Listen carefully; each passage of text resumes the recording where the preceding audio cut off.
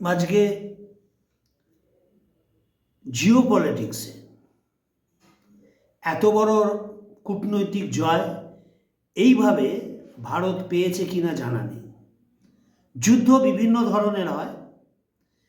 ভারতের সাথে আমেরিকা একটা ট্রেড ওয়ারে পৌঁছেছিল ভারতকে সাহায্য করবার জন্য, এবং ট্রাম্প বারবার বিবৃতি দিয়েছে, কিন্তু খুব ঠান্ডা মাথায় সমস্ত বিবৃতির উত্তর নিশ্চুপে সাইড কেটে গেছে। অর্থাৎ আছে না, সমস্ত কিছু বাঁচিয়ে চলার যে কূটনীতি, রিলেশনশিপ, কারণ ট্রাম্প মানেই আমেরিকা নয়। দীর্ঘদিনের আমেরিকা বিভিন্ন জন, বিশেষ করে বাইডেন বুঝেছিলেন ভারতের সাথে সম্পর্ক সুদৃঢ় করাটা আমেরিকার পক্ষেও প্রয়োজন আছে। কারণ ভারতের মতো মার্কেটে আমেরিকা যদি অবস্থান করতে না পারে এবং যে প্রোগ্রেস নিয়ে ভারত এগিয়ে যাচ্ছে, সেখানে ভারতের সাথে যদি ট্রেডে না থাকে আমেরিকা, সেক্ষেত্রে ভারতের ক্ষতি হওয়ার চেয়ে বেশি আমেরিকার ক্ষতি হবে। এবং সেটা অনুধাবন ট্রাম্প প্রথমে করেননি, ভেবেছিলেন ধমকি দিলে হয়তো আসলে ভারতের সামরিক এবং প্রতিরক্ষা ক্ষেত্রে ক্ষমতাটা কোন পর্যায়ে পৌঁছেছে সেটা বোঝা উচিত ছিল ট্রাম্পের। যখন 4 বার ফোন করার পরও নরেন্দ্র মোদী ফোন ধরেন। আমি বহু জায়গায় বলেছি, নরেন্দ্র মোদী কি সত্যি বোকা লোক, নাকি তিনি সুইসাইড করতে চান দেশকে নিয়ে? কখনোই না।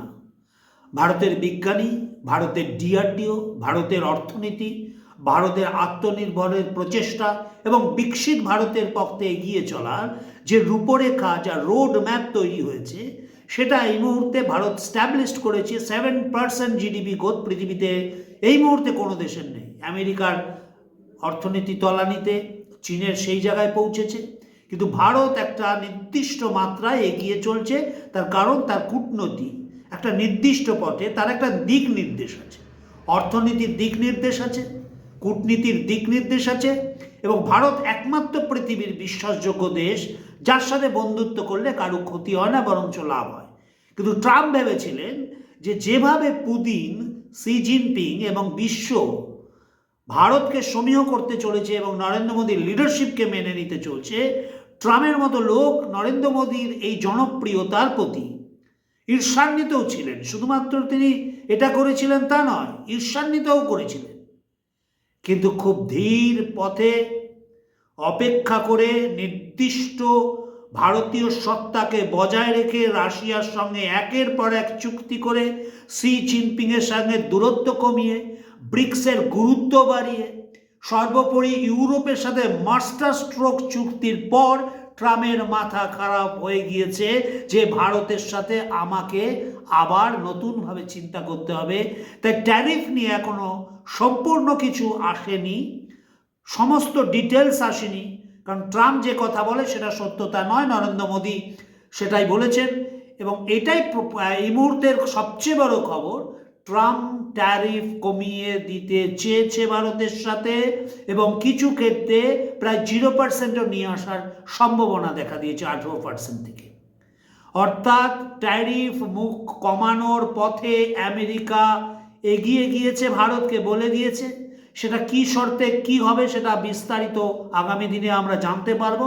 তবে সারা বিশ্বের এই মুহূর্তে আমেরিকা যে কূটনৈতিকভাবে পরাজিত হচ্ছে সব জায়গায়, ভেনেজুয়েলার রাষ্ট্রপতিকে তুলে নিয়ে আসা সবচেয়ে বড় কথা।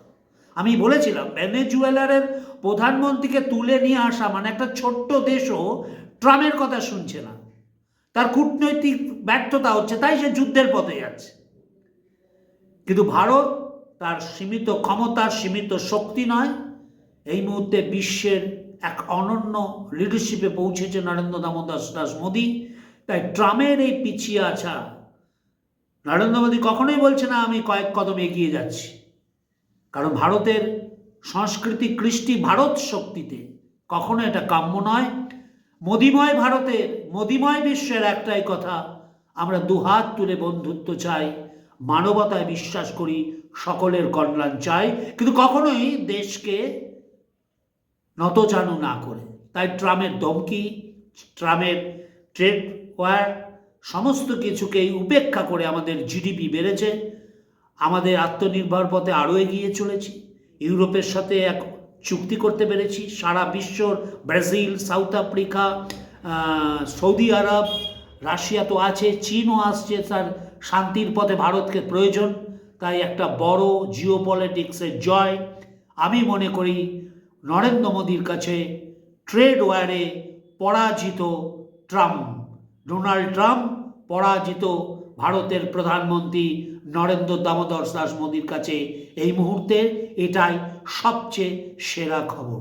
নমস্কার।